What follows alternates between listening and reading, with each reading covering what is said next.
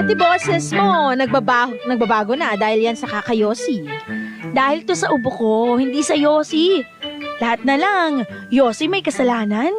Hindi talaga yan dahil sa ubo, dahil yan sa kakayosi mo. Ano namang kinalaman ng yosi sa boses ko, Aber? Tignan mo, pakinggan. Mababa na yung boses mo. At saka, tunog gas-gas na kasi dahil yan sa mga chemical na hinihipak mo. Wow. Oo, isang kahaba naman kasi yung sigarilyo na uubos mo araw-araw. Malamang, magbabago talaga yung boses mo. Doktor ka? Paano mo naman nalaman yan? O, tingnan mo na, wala rin yung boses mo na naman. Sabi ko na eh. Alam mo, common sense lang yan, ha? Mabuti nga sana kung vocal cords mo lang ang apektado. Paano na yung lungs mo? Huwag kang mag-alala. Matibay tong baga ko. Sabihin mo sa akin yan after 10 years, kapag maayos pa ang paghinga mo. Parehong-pareho talaga kayo ng nanay ko. Ang dami niyong pagkakatulad. Tulad naman ng ano? Pareho kayong nagger. Lahat na lang napapansin. Lahat pinagbabawal. Concern lang naman kasi kami sa kapakanan mo. Sa bagay, kaya nga wala na akong boses. O, tignan mo, boses talaga. Salamat ah. Barangay Anting-Antingan! Lights, camera, action! Kahit ako siguro si Fatima, magrereklamo sa klase ng paglalaba mo.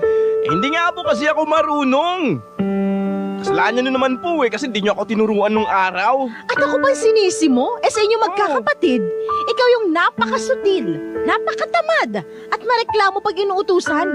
Akala mo yata habang buhay akong nasa tabi mo, kaya kahit ganyan na edad mo, wala ka pa rin alam sa mundo. Sobra naman po kayong magsalita, Nay. Ginagawa ko na lang po yung makakaya ko eh. Pwes, pagbutihin mo pa.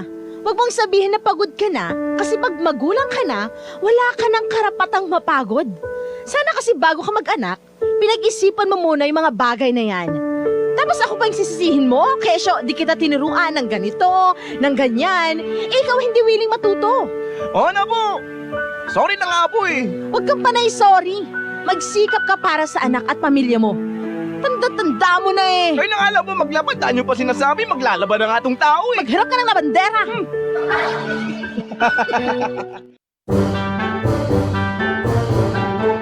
Barangay Anting-Antingan!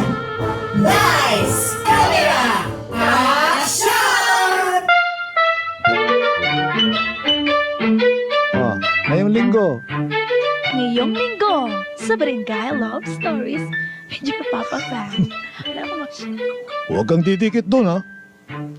Di ako ganong klaseng babae, Raul. Ano ka ba naman? Teka nga, huwag mong sabihing nagsiselos ka. Ha?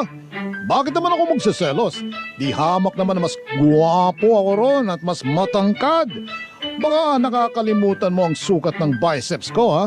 Evelyn! Patingin nga yung biceps mo. Oh, ha, oh, ha, oh, ha, oh, ha, oh, oh, ha.